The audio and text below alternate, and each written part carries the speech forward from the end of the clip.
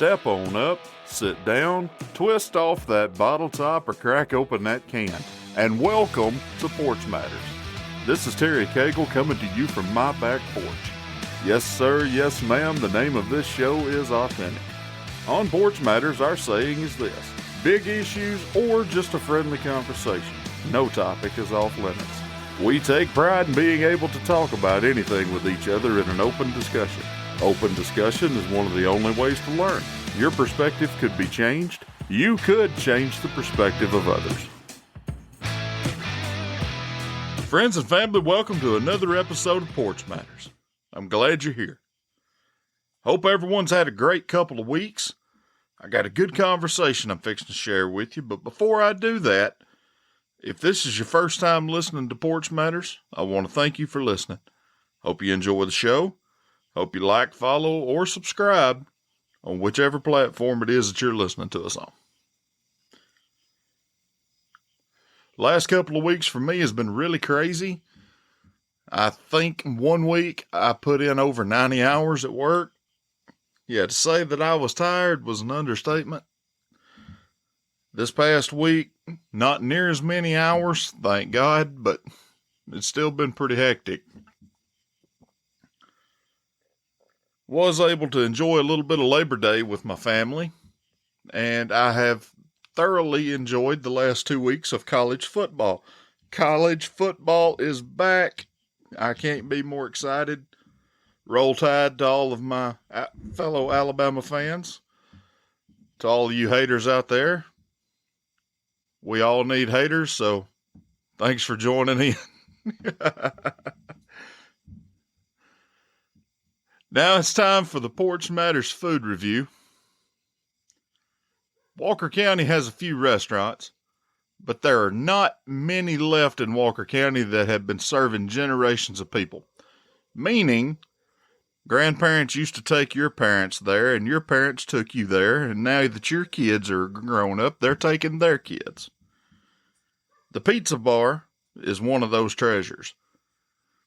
Pizza Bar first opened in 1972 in the town of Carbon Hill.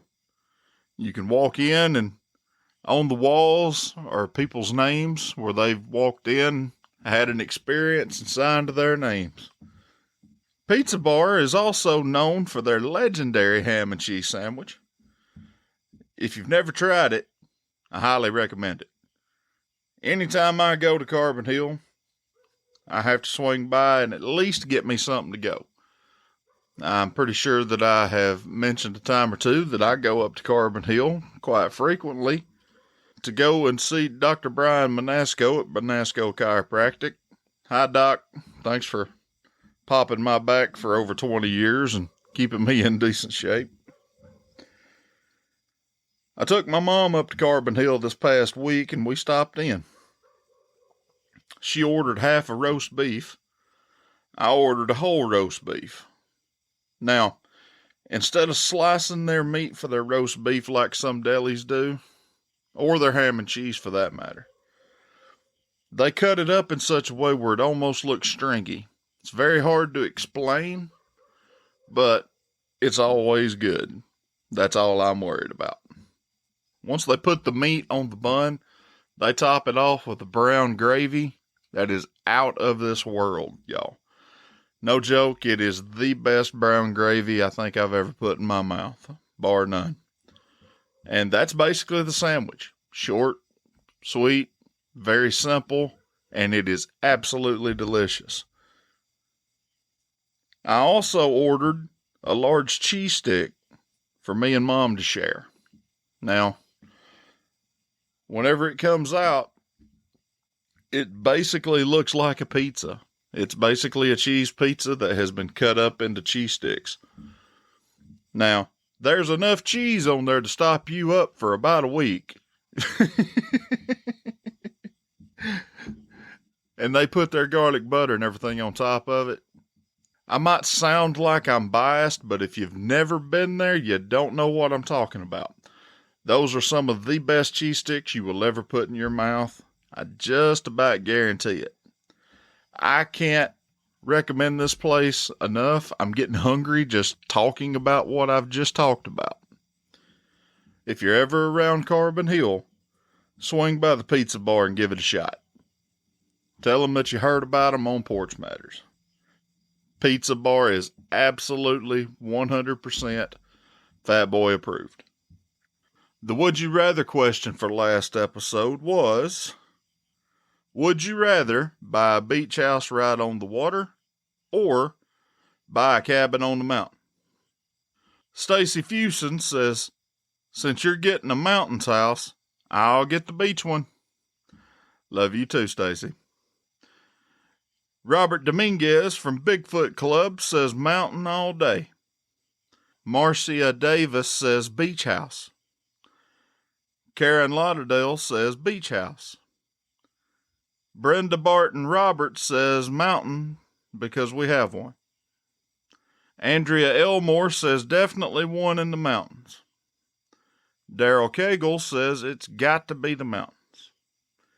Hiller Custom Woodline says cabin. Terry Woodall Cisco says beach. Backroads and Burgers says I would have to say the mountains. Mark Watkins says mountain house. Less crowds and no hurricanes. Once again, Mark, you got a valid point. Thank you very much to everybody that commented. I really do appreciate it. This week's Would You Rather question is, would you rather take a plane to another country or take a cruise to another country? I love planes. If you've never been on a plane, I highly recommend it. But in this case, I'm going to have to say take a cruise to another country because I absolutely love cruises. What say you? Leave your comment either on the Facebook page, Facebook group, Instagram, or Twitter. And I would love to be able to read your comment next episode. On this episode, this is the last conversation I was able to get recorded while I was on shutdown over the 4th of July. My good friend, Lee Cross, makes his return to the porch. We just have a nice conversation about a little bit about everything. We talk about his business ventures. We talk about life in general. We talk college football. And we also talk a little bit about how he's doing in the stand-up comedy world in the Austin, Texas area. I really hope you enjoy it as much as I enjoyed having the conversation with Lee. Without further ado, let's get started. Lee Cross, you handsome devil. Welcome back to the porch, my friend. How are you? Man, it's good to be back, man. I always like this podcast. It's just two handsome dudes sitting here talking together. I'm telling you, if we was any more handsome, I don't think we could. I don't know what we'd be able to do with ourselves. We'd have to hire each other to keep all the women beat off of us. There you go. There ain't enough sticks to beat them off. How you been doing, my buddy? Dude, I'm doing good. I mean, it's hot as hell here in Texas, so I'm trying to beat the heat. Man, it's 110 degrees today. There's no reason for it to be 110 degrees, man. Hey, I've been telling folks for the last couple of weeks, it's like a dress rehearsal for hell around here. For real. And I got all these people from California and all them moving out here, and they're like, it's hot. And I'm like, it's about to get hotter. Yeah. This ain't even hot. This is what they call the dog days of summer, my friend. Yeah. But my God, man, we haven't had rain in like 3 months. All the sides of the highways are catching fire because people are pulling over with their cars and whatnot, and the engine running, and it just sets it ablaze. And people don't. You gotta be smart when you do stuff like that, or they're flicking cigarette butts. I thought I was gonna have to go find an Indian chief and get somebody to do a rain dance or something. Buddy, I've been washing my truck every other day. That ain't working. I don't know. I mean, don't get me wrong. I think I've said a few months ago, whenever it was cold as all get out, about how I couldn't wait for it to get to be summer, and that way it's your fault. Well, partially. Good job, Terry. Appreciate you, buddy. You're welcome. I try to look out for everybody. But I said something about how I couldn't wait till the day showed up whenever I had to sit in the truck for 5 minutes and let the dust settle. I Yeah. did not ask for, you know, 95 plus degree heat with humidity so stinking thick you couldn't breathe outside. You're just That's what's basically going. swimming out here, man. That's what's going on over here. I don't know what the humidity is Oh, over. it's 100% humidity because we're about an hour north of Houston, and Houston's just as bad.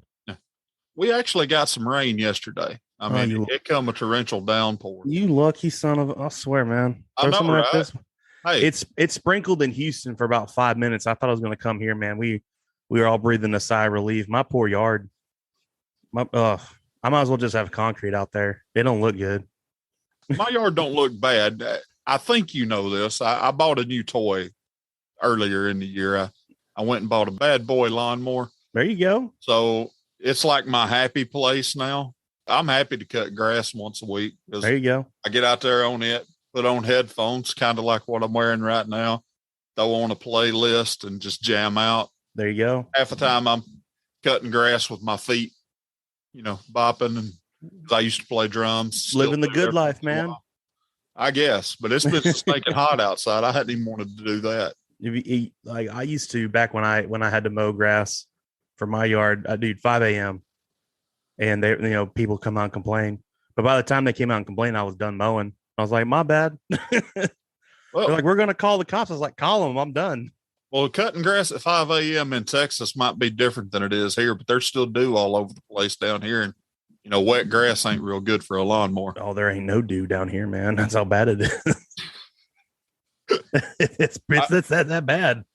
The only thing as far as I used to have I've still got a Craftsman that's sitting over here, and full disclosure, it's about covered up in grass because I haven't weed eated because again it's too hot. Yeah, but the only thing I like better about it than I do that bad boy is it had headlights. There was a few times last summer where I was cutting grass at like 9:30, 10 o'clock. Dude, I'd be out there with one hand on the push mower, one hand with a mag light, just so I knew where I was going. Yeah. So how's life? What's been going on with you? Man, life's going good. I got a job. I started a business and it failed. It's just life. It didn't fail. It was just bad timing. Oh, it was terrible timing. I kept telling my brother was my business partner. We so for everyone that doesn't know, I started a hotshot company. We bought a 1-ton pickup and a trailer, and we are like, this is what we're going to do. We're going to make money doing this, and we're going to have a fleet. It's going to be great. Give it about 5 years, we won't even be on the road. That was our goal. We hit the ground running, man. We did everything. We got our DOT numbers. We had to get a tech stock number, all the IRS stuff. And man, it was going great. We were like, we were happy because we didn't like where we were with our jobs, just too much stress and everything. I was like, I'd rather be stressed with a business of my own than anything else. And so we got it started up. We took the first load from Montgomery, Texas, which is north of Houston, all the way to Minneapolis, Minnesota. I had two tires blow out. I had the boot of the turbo intercooler blow off. But I was like, you know what? We got all that out of the way. It's like if I would have had a clean run going up there, man, I would have been worried coming back. But had all that, and I've got friends up in the Minnesota, so I got to see a bunch of them. Dropped the load off, came back, and I wasn't on social media a lot because I was driving. I was focused on driving so much. And what people don't realize is, man, dude, driving takes it out of you. Like it's a mentally taxing thing. So I'd pull over at a rest stop or somewhere, and I'd go to bed. I'd just lay that seat back and just fall asleep. Well, I didn't know that Russia had invaded Ukraine, and I was wondering because I was driving. I kept seeing gas prices are going to be different. They're going to be a lot cheaper down in the south than they are in the north. I was expecting that, but when it went up to $1 from I think like when I was driving. It was like $3.50 a gallon for diesel. And by the time I got back to Oklahoma, coming back from Minnesota, man, it was almost $1.75. And I was just like, what is going on? So I pulled it over, taking my break, and I'm seeing nothing but memes and stuff about Ukraine. And I was like, oh, it happened. Yeah. We get done. I drop a load off in Dallas. We had some issues with our some paper. I got stopped at a way station, and luckily, I'm not a huge fan of Oklahoma, but shout out to Oklahoma DOT for taking it easy on me. They're like, you got to get all this fixed before you start, driving again. I was like, I really appreciate y'all. I did have to pay one fine of $160. I was like, dude, everything else would have been over, a couple grand. Oh, and yeah. So we came back, we getting everything fixed, and then trying to pick up loads in the load board. It just wasn't happening, dude. Nobody was paying anything unless you had a 18 wheeler with like a 52-foot drop deck or something. You couldn't make a living out there. And so, I mean, we tried, we kept, my brother went and hauled sand for the oil field for a while just to kind of help us pay the bills here. And finally we just looked at each other and we're like, hey man, this ain't our thing. And so, we sold everything. We broke even, which I was super happy about that. That was, I was like, honestly, if I was expecting a loss, we broke even. I was like, you know what? I'll take it, man. That was a huge blessing right there. And so, it wasn't a bad business idea. I'm no, trying to cut you off mid story. I'm sorry about that, but like I said earlier, dude, it was just bad timing. Yeah, because we have friends and family who do it, and they were trying to help us out. They were hollering at their people like, hey, I got a guy down here in College Station. He's an hour away from Houston. That's just a hop, skip, and a jump over there. Right. But it was, this one guy, he was like, I can get you stuff going to and from San Angelo out in West Texas, but there's nothing coming back. Right. So I'm not going to deadhead. That's when you don't have anything on your trailer. You're not making any money. So, but I learned a lot. Starting a business is not an easy task, but at the same time, I've gone through it. And if I ever do it again, I've got that knowledge with me. And I don't regret anything, man. I had a blast doing it. We only did it for about 6 months. I had an absolute blast doing it. And the best part was I was working for myself. It was me and my brother. And, and I do stand-up comedy on the side. So I'm used to working for myself. And so just knowing that everything's on you when you have your successes is because the hard work you did. And, if you have a failure, you got no one to blame but yourself. I can't blame anybody else. So that gives you that extra motivation to do good. Now, so, I have a trucking background, as do you. My dad was an owner operator. Yes, sir. For the listeners who may not be familiar with hot shotting or driving a truck like what you were doing or what I was doing, if you would give them a little bit of a explanation on the difference between the two. So, hot shotting is when you have it's a 1-ton pickup and a 30 or 40-foot trailer, and you're doing what it's called dedicated or really small loads that you don't want to throw in an 18-wheeler, but you need it over. So like the phrase hot shot came around with the oil field. You got the company out in Houston making parts, but they need to get it out to Odessa. So they'd have a guy throw it on his truck and haul it out there. You make a couple $1,000. It needs to get there tomorrow. So those guys would do that dedicated, 10, 12-hour drive over there. And so that shot up back in the 70s and 80s. And, if you do it right, you can make a living. More people make money doing hot shots than they do being an owner operator. Yes, they do. Of an 18-wheeler. And then there's some people who actually branch out. They'll have a fleet of hot shots and they'll have a fleet of 18-wheelers. There's so many different ways to do it. When did DOT start regulating hot shots? I think they started it back in the 80s, because back in the 70s, dude, it was just, your buddy had a truck, you gave him some cash and he went out there. Yeah. And because you're running a DOT load weight, over 60,000 pounds, accidents were happening, guys weren't taking breaks. They weren't doing logbooks or anything like that. It was the wild, wild west, and these guys were they were getting paid under the table. I mean, it's kind of like, bootlegging back in the day, And so finally DOT back in the 80s, if your vehicle weighs over, I think it's 26,000 pounds, you have to have a DOT license, got to have a medical card, got to run logbooks. And that's just a safety thing. That's just to keep, because when you have that heavy of a load going down the road, with 18-wheelers and those trucks, they don't stop on dime. So I've never been more careful of a driver than when I got my CDL. Because I knew the dangers of me. Cause I was like, man, if I'm not careful, I can hurt somebody else. But you got to watch these other people on the road who ain't paying attention. Even in my personal vehicle, I still drive it like I'm driving a big rig, because you don't know what these idiots out there are going to do. So when I'm driving down the highway, I give people plenty of room in front of me. And if somebody pulls up because they think, I've got 8 to 10 car lengths in front of me, they're going to pull in. And then I got to back it up because and many times something has happened and I've had plenty of room to where I can stop or I can, pull off to a different lane or whatnot. Yep. And I just, but the DOT, you have to go through so much, like, especially now, it's not an easy license to get. Oh, it is very difficult. They made it even more difficult now. You have to go actually to a classroom training to get your CDL. Yep. And it's also a whole lot harder to keep it. Yeah. You get too many speeding tickets or you get too many violations on a DOT stop, you can lose your license. Personal or vehicle. Oh yeah. Vehicle. If I'm driving my personal truck and I get caught speeding, that's a couple of points on my license right there. It is. Go out and have a drink. Yep. Where everybody else can legally drive with a .008. A CDL license holder can't blow anything higher than a .004. And then it's still discretionary. If you're in a commercial vehicle and blow anything higher than a .000, you're in trouble. Yeah. You might as well park that truck, son. You might as well.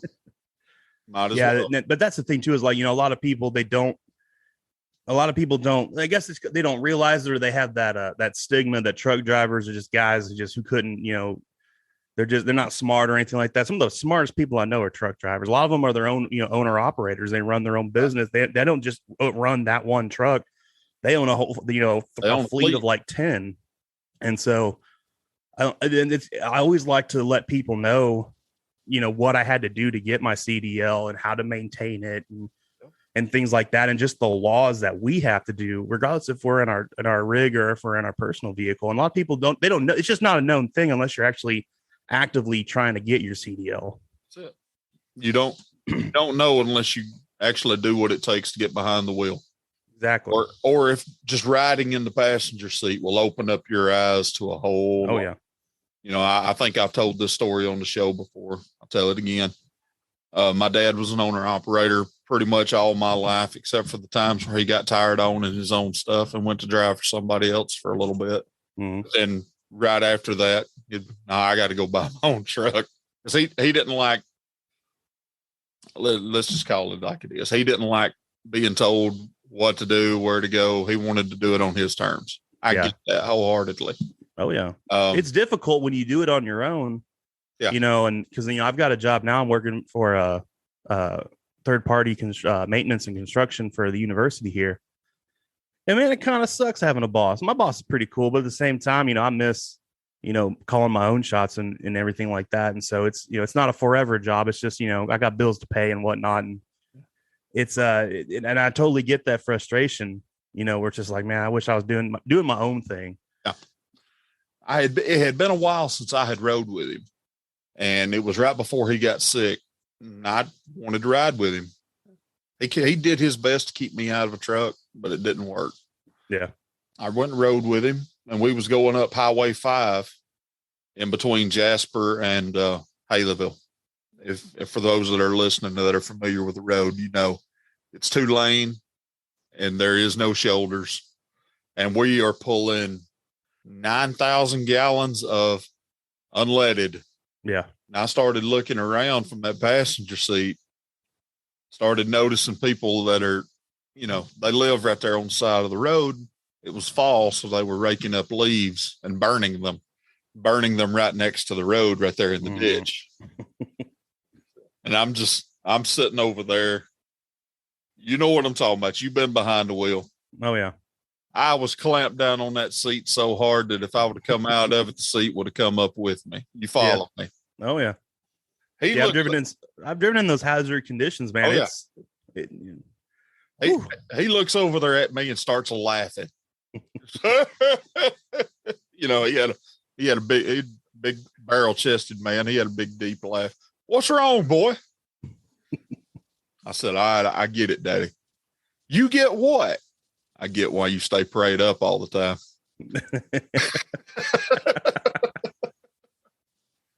Yeah, man. It's for everything that's bad. I mean, there's so many better, good things. You get to You get to see so many cool things driving that, a lot of people, a lot of people don't leave their hometowns and all. They don't go see the world and everything like that. And that's one of the reasons I loved it. That's one of the reasons I love doing comedies. I get to go to so many different places and meet, different people and see what this great, this awesome country has to offer. Cause it's, I don't know how it is in Alabama, but in Texas, there's different cultures just where you go.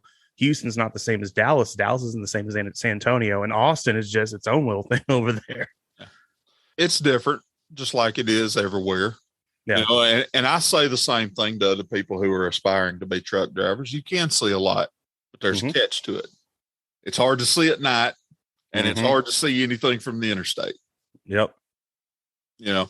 But yeah, Alabama's about like that. Huntsville and Decatur and the Shoals area, even those are like 3 different areas. Yeah. And 3 different types of people. And that's the crazy thing is a lot of people won't get to experience that.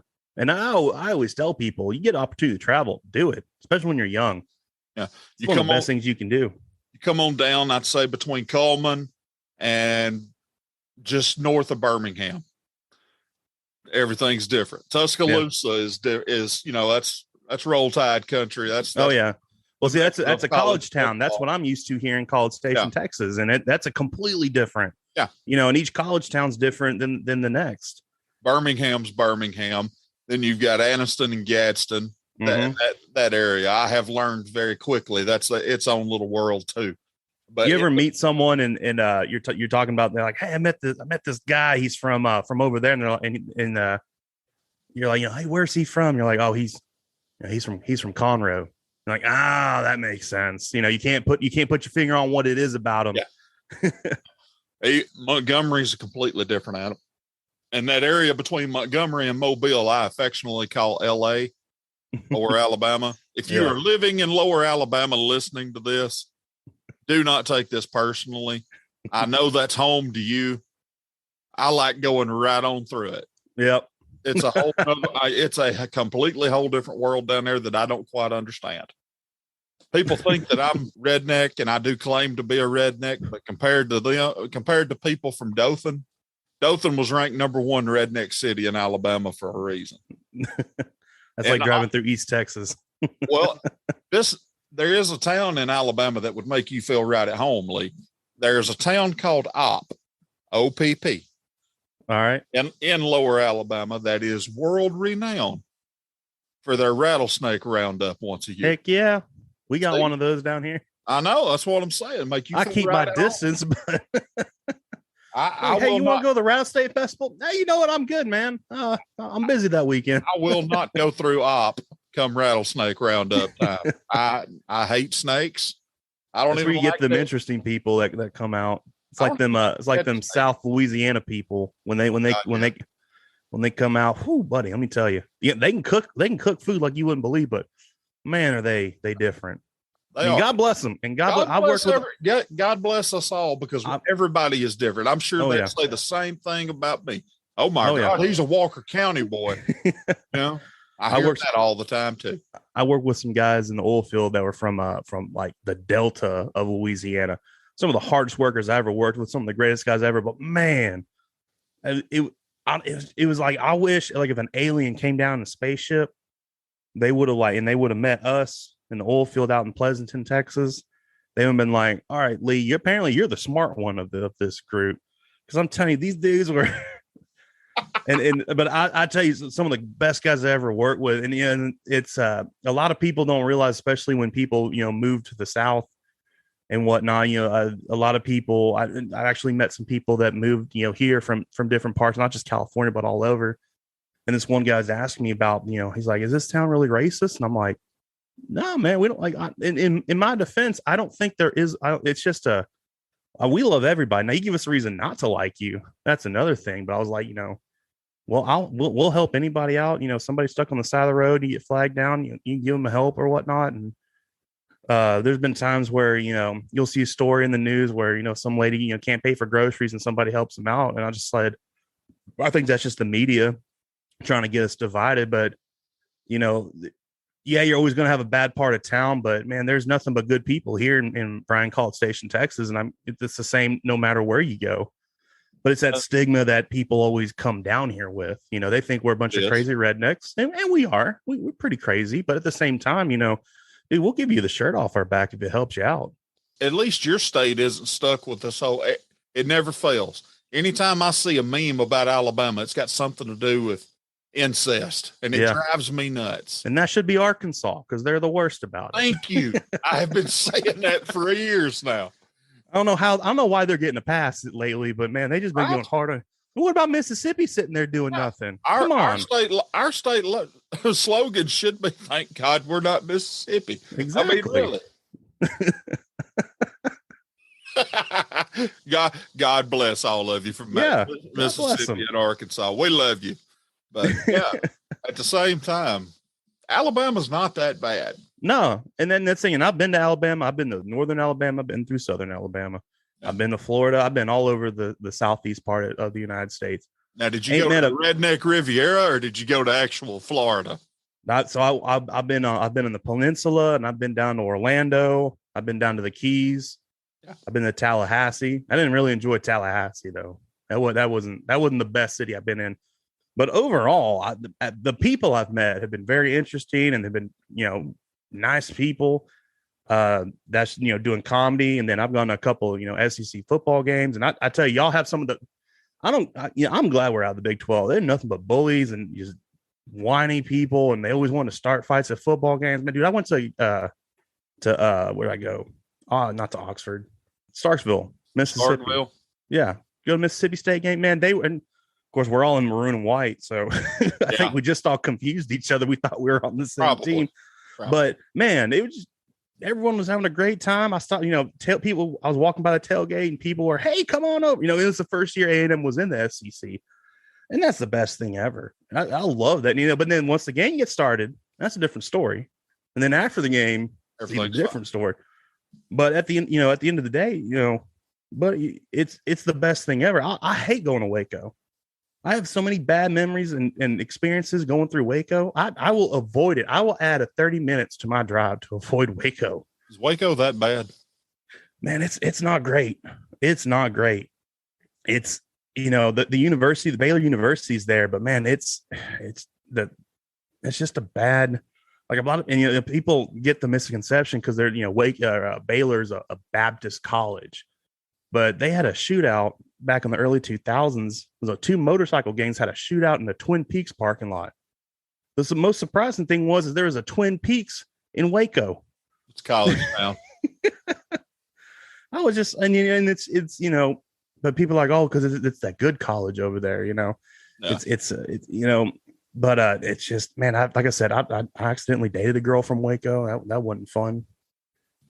That sounds like a podcast for another time. Shoot, man. Dating women in the Big 12. Oh, dude, I'd rather date a girl from Vanderbilt. What's the deal with Texas and Oklahoma? Can they not leave A&M alone? No, they see us doing good over here, and they want to come on over. And it's a money thing, because A&M came over. People are all like, oh, it's gonna be. I was like, dude, this is all about money. It's all about money. Because A&M, as soon as they joined the SEC, they started getting, the money they received was insane. We're making more money. They doubled their money because every school gets $22 million a year. It don't matter if you finish in the national championship game or if you finish 0-8. Exactly. But you want to finish in the Natty. Yeah. But that's the thing, when we were in the Big 12, man, we were struggling. And it's hard, especially, with recruiting when you got Texas over there and Oklahoma is not too far away. And some of these, Texas and Oklahoma got way more national champions and conference championships, so people won't play there. So we were kind of getting the short end of the stick. Once we joined the SEC, these kids realized, oh, I can go play at A&M and be in the SEC and get better looks and whatnot. And, you're going to play against the best. At first I was scared, but then, after our first season, thank God for Johnny Manziel, we had a great first season. And after that, we've had our ups and downs, but I was happy that we won. I missed that we were playing University of Texas, for the Thanksgiving game, but that's small potatoes. When we get to go play Bama and Auburn, LSU all the time. Heck, I would rather watch those games because those games are really intense, and those fan bases are way more intense than anything you get over there in Austin. And we live and breathe college football around here, especially in the state of Alabama, but in SEC total. Oh yeah, it's all about football. And Texas ought to feel at home in the SEC. Texas, me, and A&M. Yeah. You was talking about y'all's first year. I was at that game whenever they came to Tuscaloosa that first year. Yeah. Still the best college football game I have ever been to, even though Alabama lost. Yeah.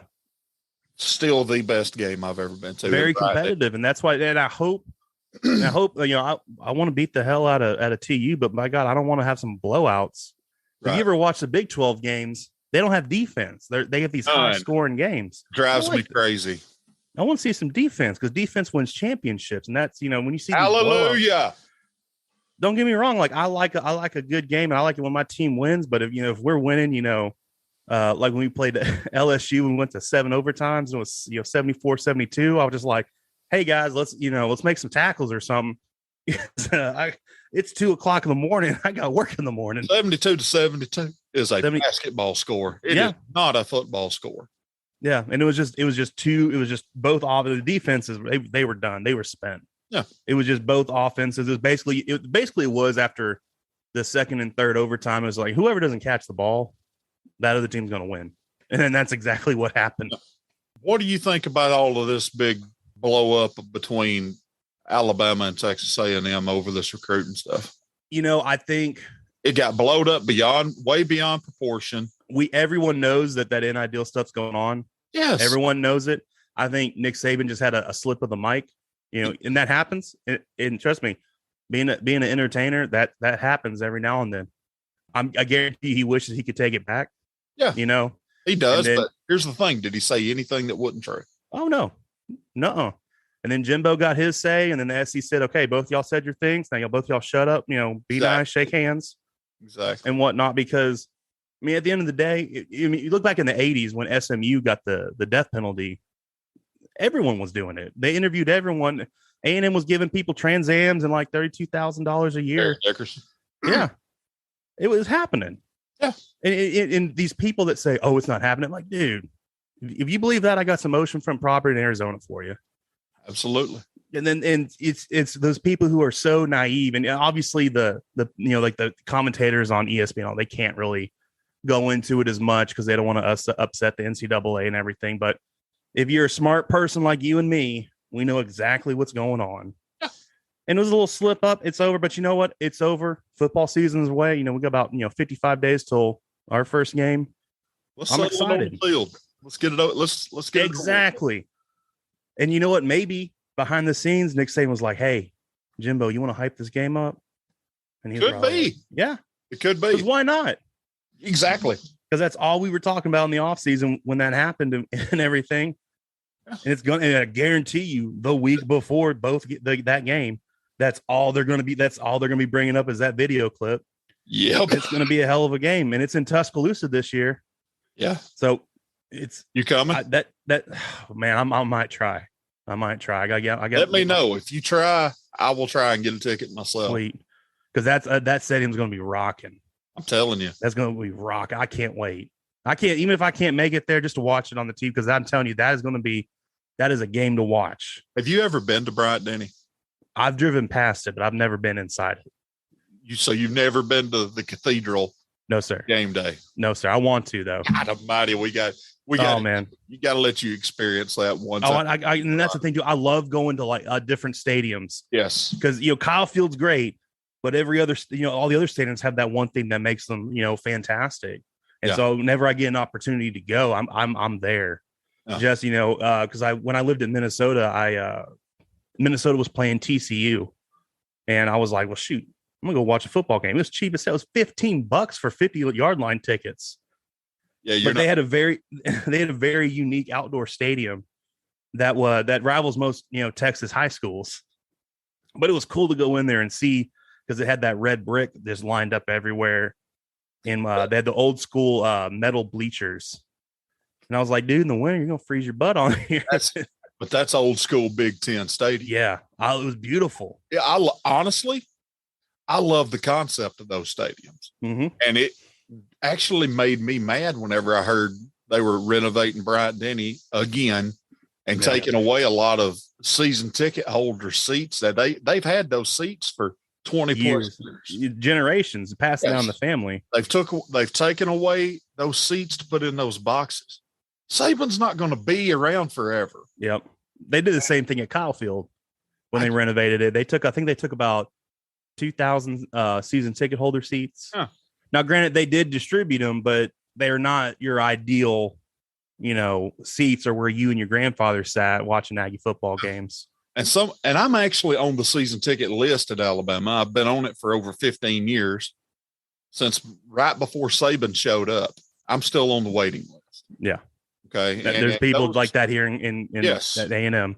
Those seats go even up in the nosebleed of Bryant Denny. They'll go for anywhere between, I think, around $2,500 a ticket for a season. Oh yeah. Yeah. About the same here. Yeah. So, I mean, they're taking away seats for people like us. Whereas on those old school, and I know they've redone a lot of them, but yeah, I love nothing like our stadiums. Because there's no way Minnesota can get over 100,000 people in their stadium. I say no way, unless like some big time like Notre Dame comes over there, or they play Wisconsin. Yeah, but I love the concept of it just being aluminum seats. Mm-hmm. Nobody's better than anybody. No, you see what I'm saying? You get doctors, lawyers. Sitting right next to garbage men, sitting right next to podiatrists, sitting right next to those secretaries. It's like those old, like over there in Green Bay. Yes. You have that old school, and you have that season ticket, and you got those two families that know each other, and they come from all different walks of life. But we're here just on that day. We're here to watch Green. We're all fans. That's the way. To me, that's the way stadiums ought to be set up. Yeah. All of these box seats and everything ought to go away. If you ask me. You take away the box seats, you got more room for everybody anyway. So that's what the stadium's there for. And here's the thing too, some of those people get those box seats and then they won't go to all the games. No, they'll turn around and scalp them. Yeah. I've got a friend who, there's a local company here in town. They've got one of the, it's not a big box. They got a box, but if they can't make it, they bring all their family and friends and have other people go and enjoy it because, watching it in a box, it's a whole different experience. But me personally, I'd rather be out there with the crowd, feeling that energy, because you don't feel that in that box because they're almost soundproof unless you actually go out on that little, balcony area. I would rather be about 10, 15 rows up from the field. That's my ideal spot. That way I can feel the whole energy of the stadium just come right on top of me. Yeah. Me personally, I can see the game better from my TV at the house. I'm not there just to watch the game. I want the whole experience. Yeah. Me personally, I like doing the second deck, one of the first, 5 rows. Yeah. Because you got even a better vantage. Yeah. And you still feel that energy. And you can see every single person wide open that the quarterback didn't choose to throw to. Exactly. That's the best part. Like, hey, man, he was right there. Why didn't you see it? I'm up there with the offensive coordinator. Like, hey, buddy, designed for it. Yeah. He's seen it. It's just he was supposed to throw to that hot route right there. God forbid he look at 2 or 3rd option before he, Well, that was the issue with our quarterback last year after Haynes King got injured. Zach Calgata or whatever. He's over at Georgia now. Yeah, and that's where he's from. I'm surprised he went to A&M. He was always going to that hot route. He wasn't going to those other receivers. Yeah, and that could have. A lot of them do that now. But he's young. That's the one thing with these young quarterbacks, man. Like, don't get me wrong. Like, I love seeing young talent, but when you put a freshman out there, man, that's just you don't got anybody else. Yeah. It was like because a couple of years ago we had Trevor Knight from Oklahoma transfer over to A&M, and my God, that guy, he was an exceptional leader. That guy, he took a little longer to throw compared to most quarterbacks because he was looking at the other routes and everything. And the guy was phenomenal. Yeah. One thing that's always drove me crazy as a lineman, I always sat back and watched the coaches and everything. Regardless of what a lot of people think, the most intelligent people on that football field is not your skill players. Mm-mm. It is your linemen. Oh, 100%. Your linemen have to know about every position of every play in order to be able to dictate on offense and defense. Oh, yeah. What to do. A lot of times, if you'll pay close attention, your center is calling the game, not the quarterback. Mm-mm. Your center is. Yeah. No, because I saw my senior year, I was the starting center at my high school, and we got a brand new coach. He brought in the West Coast offense, and he told me, he's like, "Hey, you need to communicate with not just your linemen, but your quarterback, letting them know what you see, because you have a different vantage point because you're down low. He's looking at the secondary, really what he's looking for. So you got to communicate with him because he might miss something or he might not be looking because we weren't trained like that. We were back in the my first 3 years in high school, we basically just ran the option, the veer. Every now and then we had this old school football coach. And so then we brought into the new generation of football, and my God, we ran up so many yards. We broke every school record for yards, touchdowns, rushing yards, everything. And that's the thing is, like, as that center, that's the first person I'm watching. What's he see? Well, who's he pointing at? And just because I'm pointing at a linebacker doesn't mean, oh, I got that guy. I might be telling, hey, watch that guy. Exactly. Or I think he's probably going to go out for pass protection instead of going in for a blitz.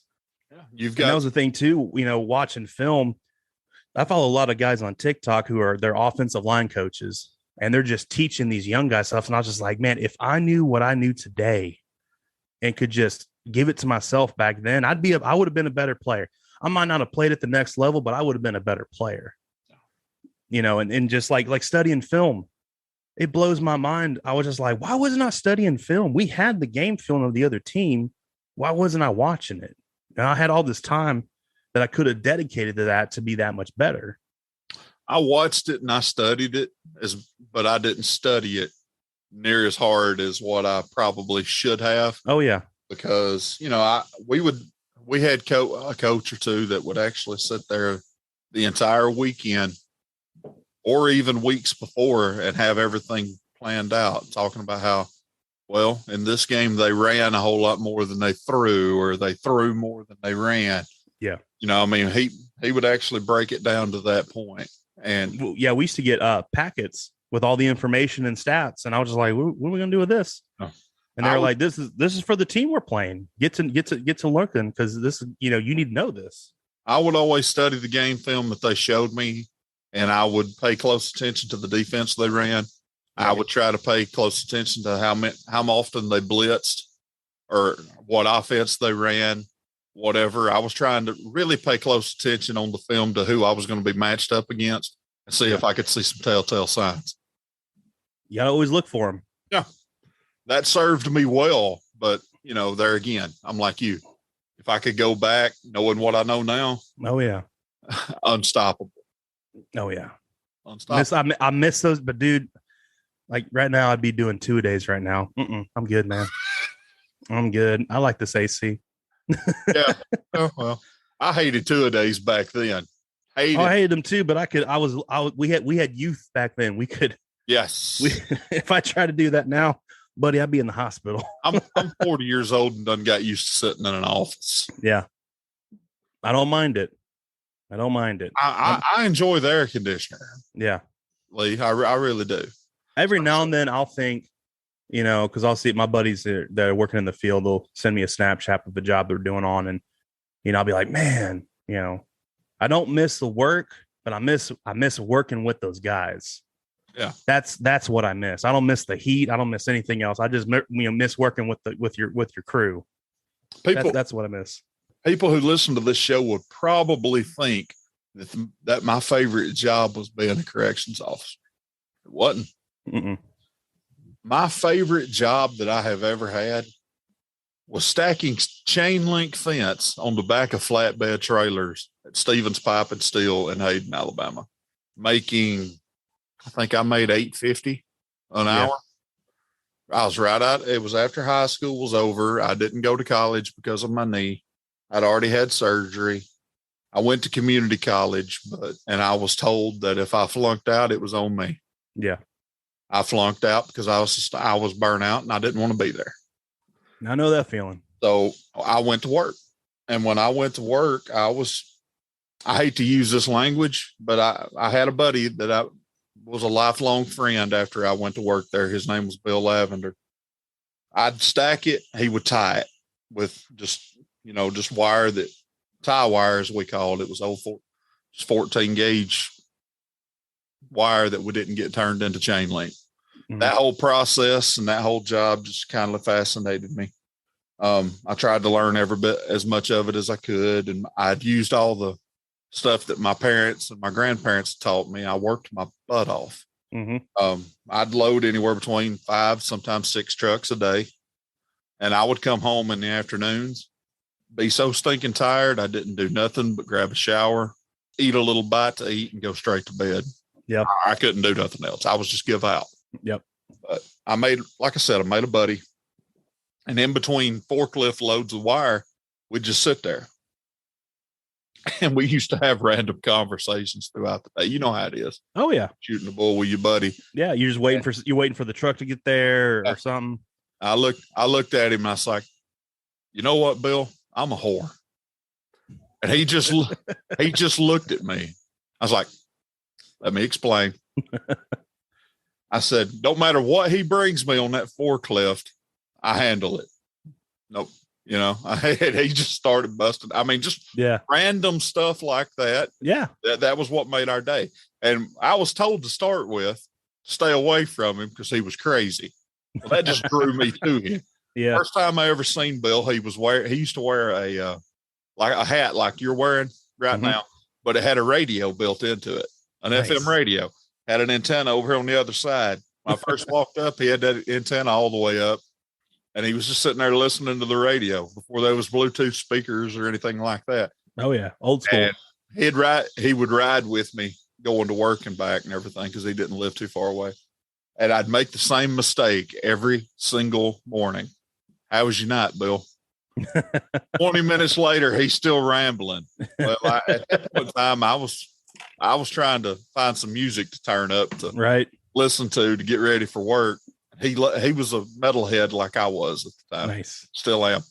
Anytime it got to the point where I was just getting tired of hearing him talk, I turned the radio up and I'd put it on a good song that I knew he had headbanged to. He was a headbanger. There you go.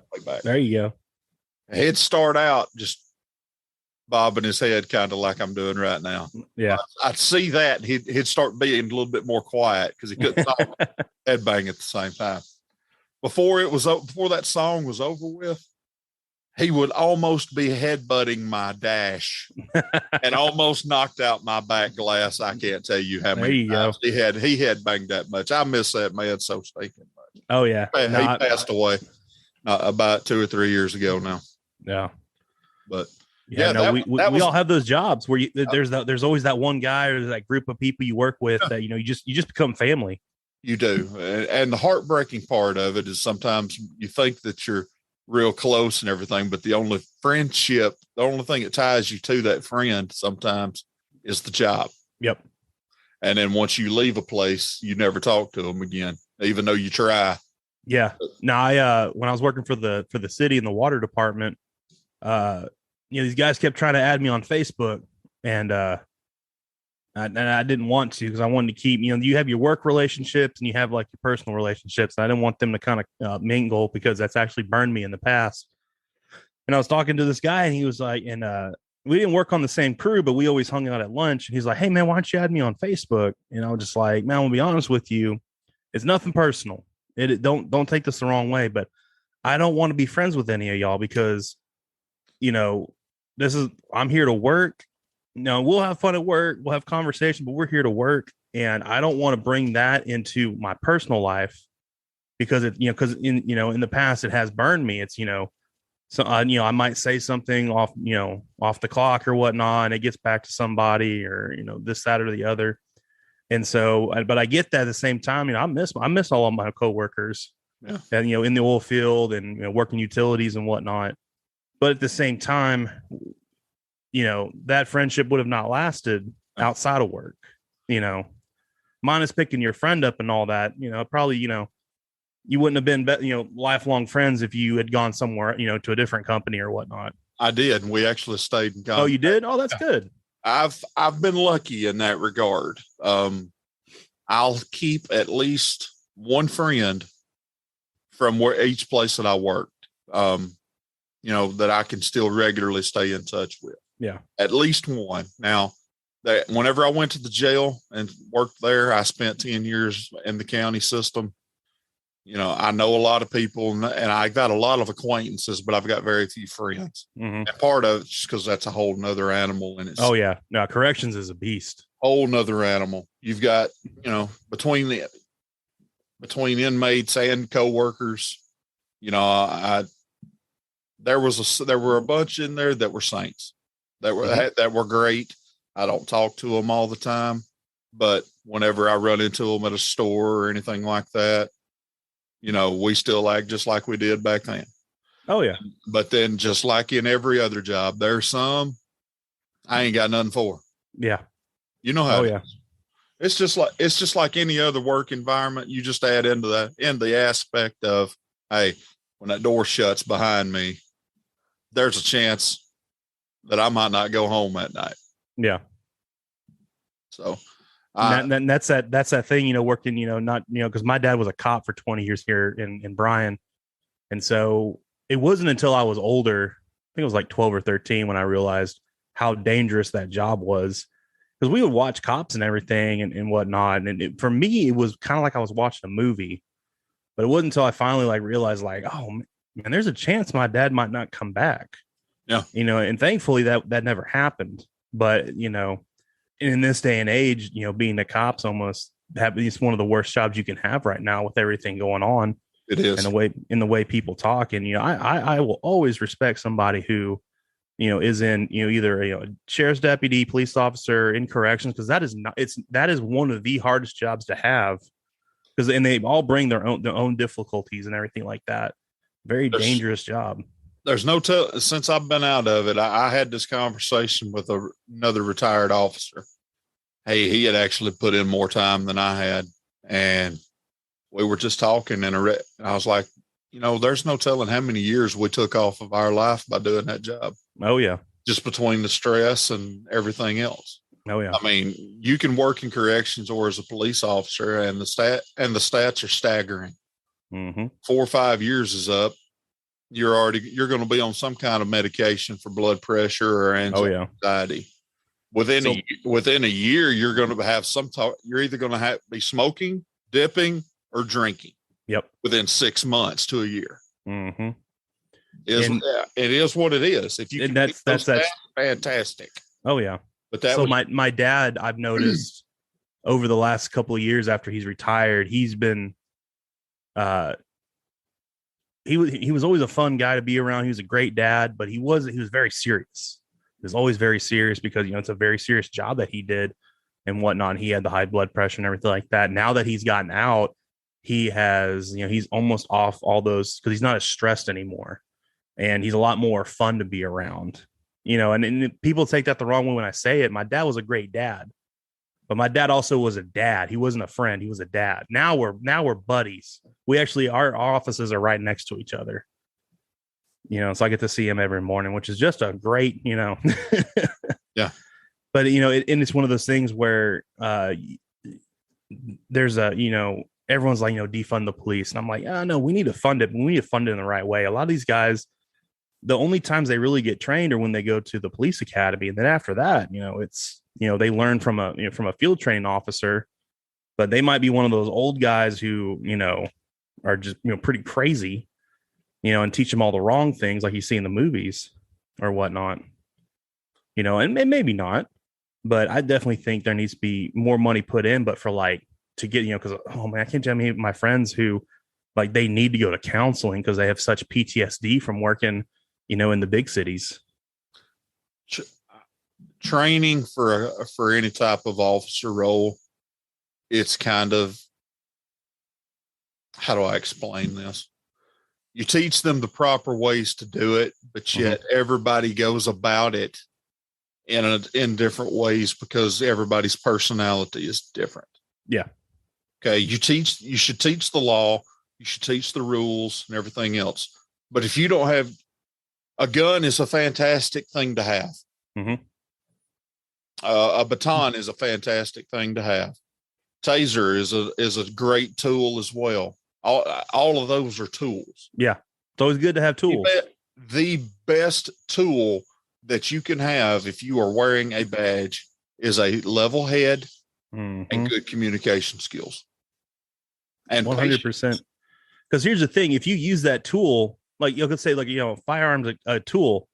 Well, if you're pulling a traffic stop for somebody who was speeding and you automatically pull that gun out, you're just raising the danger level. You are. And everything like that. And so, or like a baton or anything like that. But if you walk up, and that's the one thing, my dad was also, while he was a cop, he was the negotiator for the SWAT team.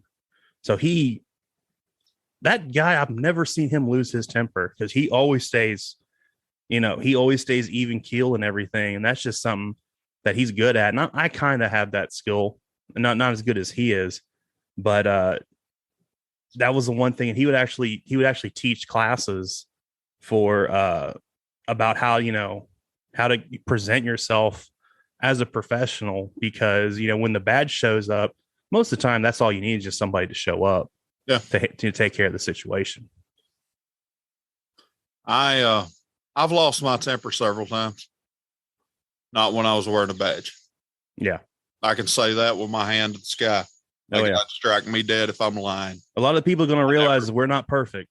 No, we're not. Not by any means. But I never lost my cool. Not one time. As you can tell, we started out laughing and joking, and I was a whole lot peppier. But whenever we talk about this, I get serious. You got to. You got to. And that's the thing too, is it's always good to have a conversation. Yeah. And not every conversation's got to be laughing. And that's the one thing with me being a comedian. Like, everyone thinks every conversation's got to be, full of laughs. I'm like, man, sometimes I just want to just talk about what's going on in the world, because, I don't know what's going on. I want to get my voice out there and talk to people, and see what they think, but everyone's always, waiting for me to have, a quick little one-liner or something. I'm like, man, that gets taxing. After I did it when I was younger, as a young comedian, I was always on, always making people laugh. Man, I got tired. And so now I really appreciate like a really good conversation, especially with somebody from, you're in Alabama, I'd be here in Texas. We're two different people, just having a great conversation. And that's what we meet. And we're not doing it on Facebook. We're not doing it on in a comment section. We're doing it, exactly via Zoom, but it's face to face. Yeah. And that was one thing that I always tried to tell young officers whenever I was in a senior role.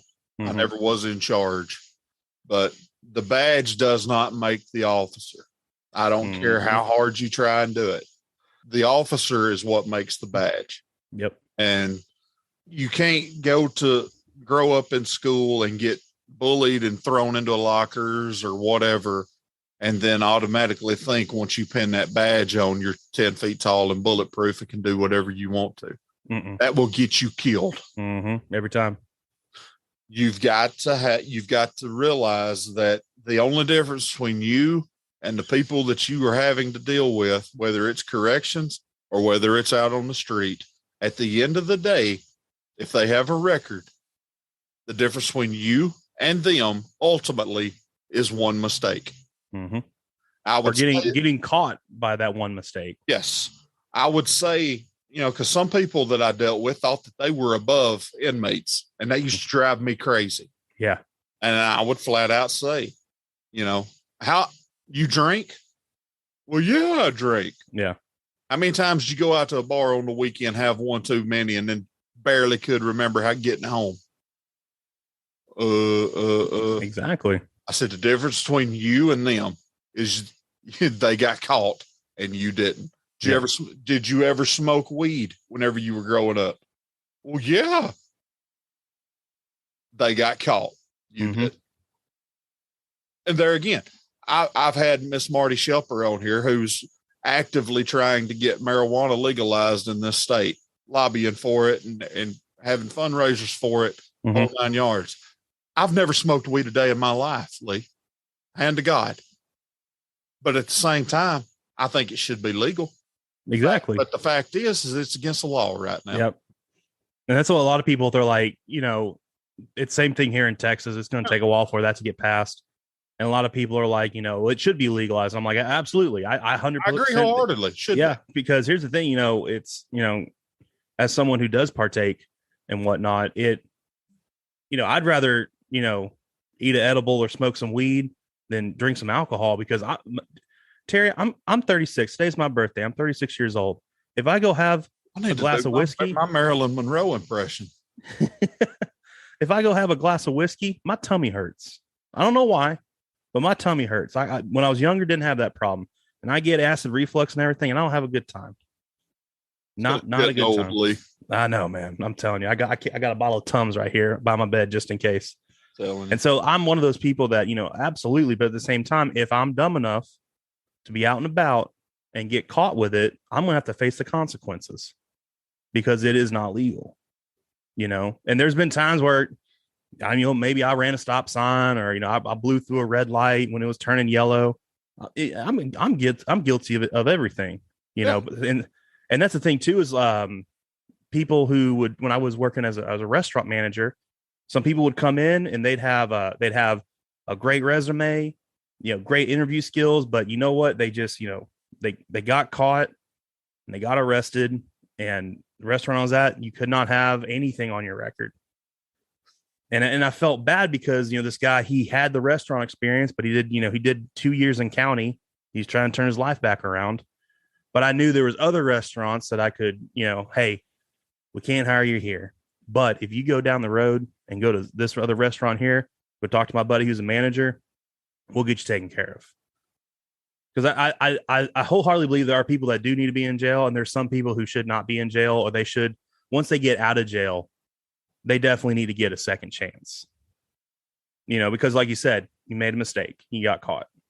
Except for murderers, y'all should stay there, and pedophiles. Y'all should be thrown in the wood chipper, but that's a podcast for another day. Both ought to.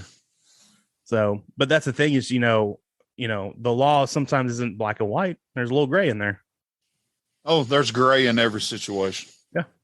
It all depends on the perspective and the story of which it happened. I mean, if we went black and white on everything, every one of us would be guilty about something. Yeah, exactly. At some point. I had fun doing the job. That might be a bad way to start that out, but I did. Yeah. I felt like I was doing something that mattered. I enjoyed the work. I actually enjoyed the work. That might be a bad way to say it too, but I did enjoy it. Well, my dad loved being a cop. He loved going out and walking his beat. He loved riding around. He loved serving the community. He loved that part. That if his body wasn't old and decrepit, and he's 66 years old, and he's like, I'd still be out there. It's a young man's game. Definitely. Oh yeah, it really is. I'm not saying that I'm not too old to do it. I could still do it. Yeah. But, I'll be honest with you. I had to get out and find me a real job to be able to have anything for myself. Mm-hmm. Yeah. The money where I was wasn't worth a flip. Yeah. But yeah, it's one of those things, like, I don't know how it is in Alabama, but here in Texas, like, the pay for, corrections or being a first responder or anything aren't great. But when you retire, that's when they take care of you. And I'm like, why don't you take care of them during and after? The benefits was great. The benefits was fantastic, to the point where I would wake up an hour before I was supposed to report for my shift. And the rule was, if you called in, you had to do it an hour before you were supposed to be there. Yeah. Every day, because I had enough time built up, I could literally wake up and decide whether I wanted to go to work or not. And one thing that just totally cemented the fact that I needed to get out was whenever I had my appendix removed. Mm-hmm. I was going to work, doing my thing. I had a issue come up. I've told the story before. I'm going to shorten it down. While I was in the hospital, they put that blood pressure cuff on you. It was between 160 and 165 over 110 and 115. Ooh, buddy. That's what mine used to average. Yeah. Okay. Stroke level, just about. I was sitting there watching that blood pressure cuff go off every 2 to 5 minutes. I can't remember exactly the time frame. I went out for a CT. The big linebacker of a nurse that was wheeling me back told me not to worry about anything, that the longer it took them to come back with results, the better it was going to be for me, blah, blah, blah. No sooner than he locked those wheels, the doctor came in and said acute appendicitis, we've got our team coming in. We're going to do surgery at 1 a.m. That happened to me when I moved to Minnesota. Yeah. Here's where I was going with.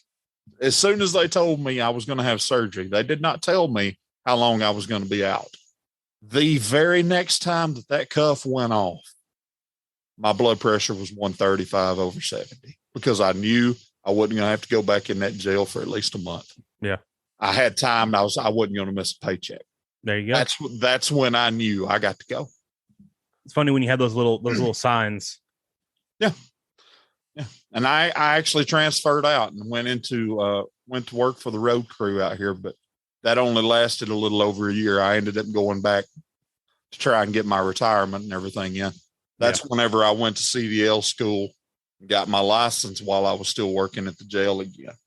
Now that I've got a real job, I miss the fact that I don't feel like I'm doing something that mattered anymore.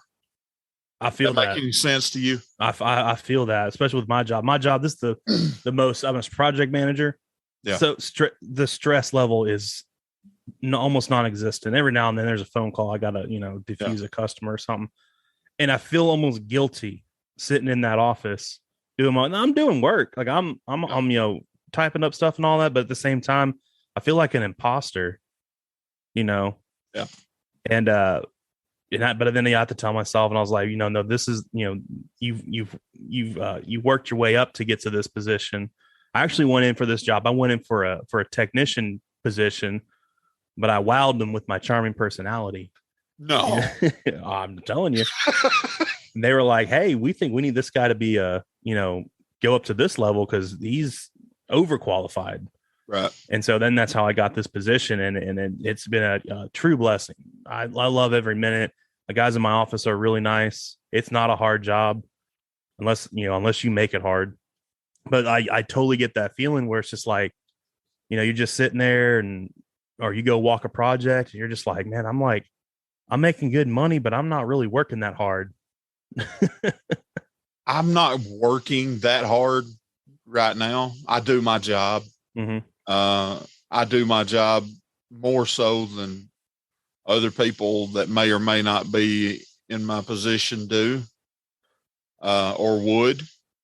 But even sitting out here with you, I've got a work phone next to me. Oh yeah. On silent. That thing drives me crazy. I'm very appreciative of my job, very appreciative of the drivers that are working with me. I'm not one to just sit around and complain, but there are days whenever that phone rings and I just want to scream because it rang 50 times that day. That's going to be any job you have, man. And there are times, when my job is a complete breeze. Mm-hmm. Whenever everybody knows what they're doing, when everybody gets in a rhythm, this, that, and the other. It's whenever change comes in. Oh yeah. And nobody knows what's going on and everything else that makes it stressful.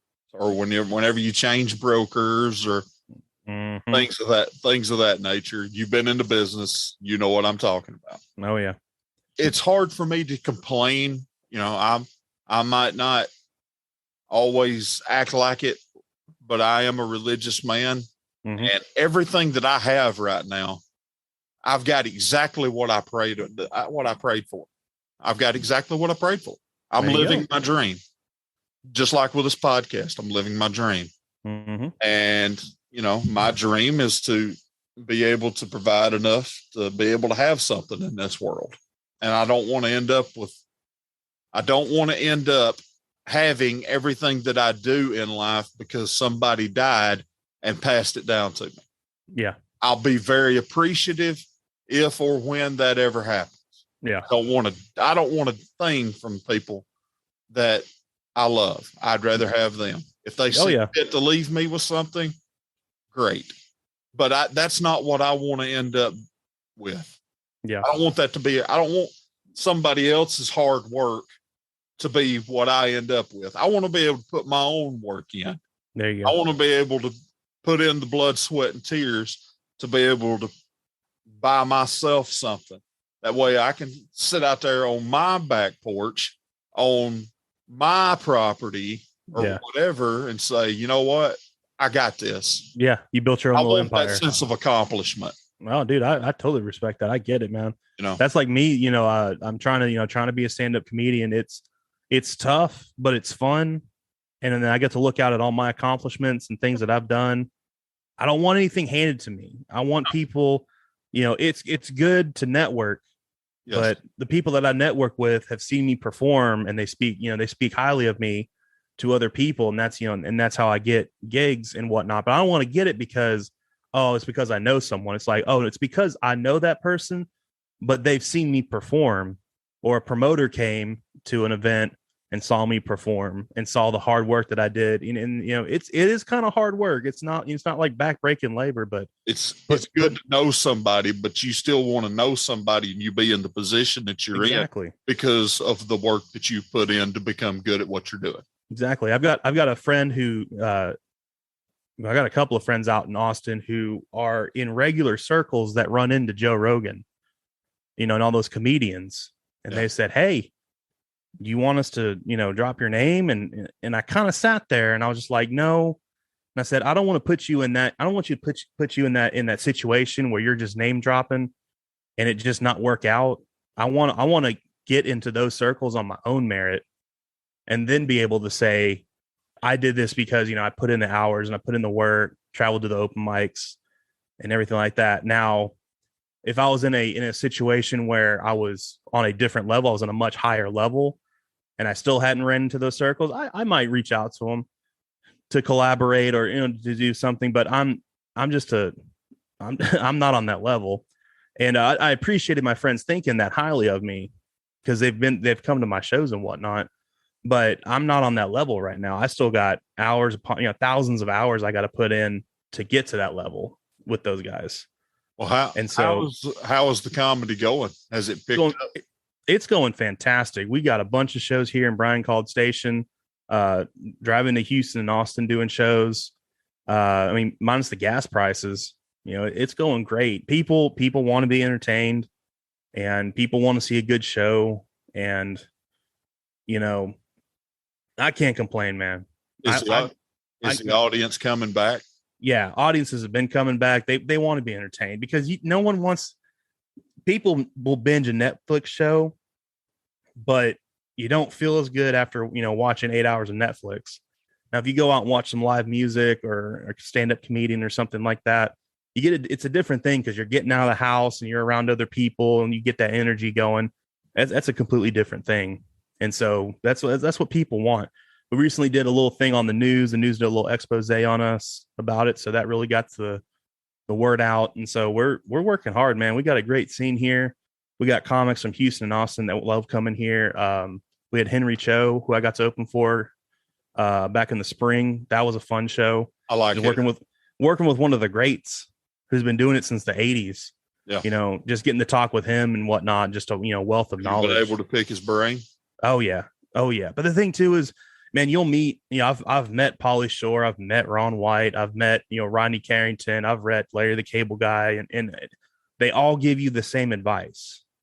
They're like, hey, you got to put in the hours, you got to write, you got to be willing to change, you got to be willing to travel. But they said that's all you got to do. They said this can be a very, very lucrative job, but you got to put the work in. And right now, I can't put in the work because I'm still making up from that business getting lost. But once I get that taken care of, dude, the sky's the limit for me, and I can't wait. We've got a bunch of places here to perform.